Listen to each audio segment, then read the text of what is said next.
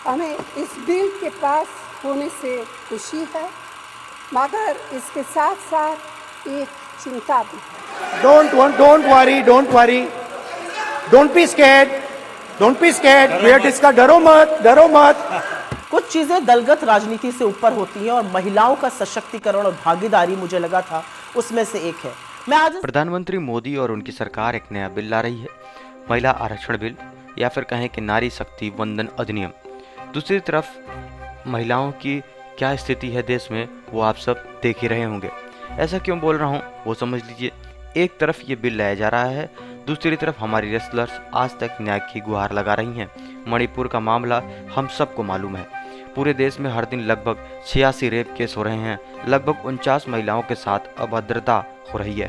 The Indian express की report के मुताबिक पिछले 3 साल में अब तक 13 लाख महिलाएं गायब हो गईं, जिसमें 2,51,430 लड़कियां और 18 साल से कम हैं। चलिए इन सब के बाद भी मान लेते हैं कि ये बिल आना चाहिए और इससे फायदा होगा।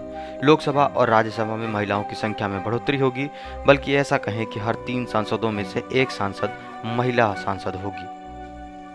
अब इसमें एक दिक्कत और आ रही है, पिछड़ों को और अति पिछड़ों को आरक्षण नहीं दिया जा रहा है। वहीं विपक्ष इसे जुमला बता रहा है, और बता भी क्यों रहा है वो आपको समझना चाहिए। इस बिल को लागू करने के लिए देश को जनगणना की आवश्यकता होगी, और वो कोई छोटा काम नहीं है कि आज कहा जाए और कल हो जाए। वहीं आपको बता दें, ये बिल कोई आज का बिल नहीं है।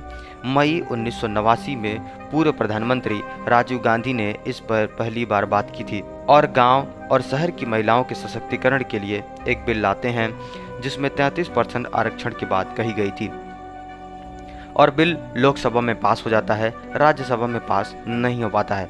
फिर 1992 में उस समय के तत्कालीन प्रधानमंत्री पीवी नरसिम्हा राव ने कॉन्स्टिट्यूशन अमेंडमेंट बिल 7273 को इंट्रोड्यूस कर दिया, और ये बिल इस बार लोकसभा और राज्यसभा दोनों में पास हो जाता है।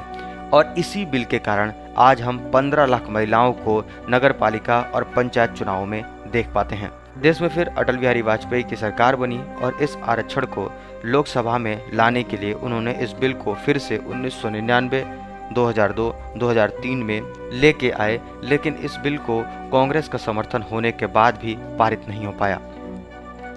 कारण था कुछ दल जो इसका समर्थन नहीं कर रहे थे, और उनकी मांग थी कि पिछड़ी जाति के महिलाओं के लिए भी आरक्षण होना चाहिए।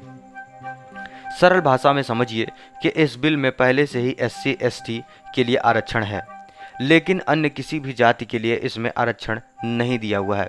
तो ये पार्टियां, जिसमें समाजवादी पार्टी, जनता दल यूनाइटेड, राष्ट्रीय जनता दल पार्टी शामिल थी, जो इस रिजर्वेशन बिल में 33% आरक्षण OBC के लिए मांग रहे थे।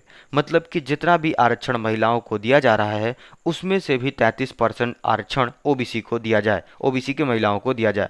और ये न हो पाने के कारण इनका समर्थन नहीं मिला और ये बिल पारित नहीं हो पाया। फिर इसे मनमोहन सरकार 2010 में फिर से लेकर आई और इसे राज्यसभा में पास कर दिया।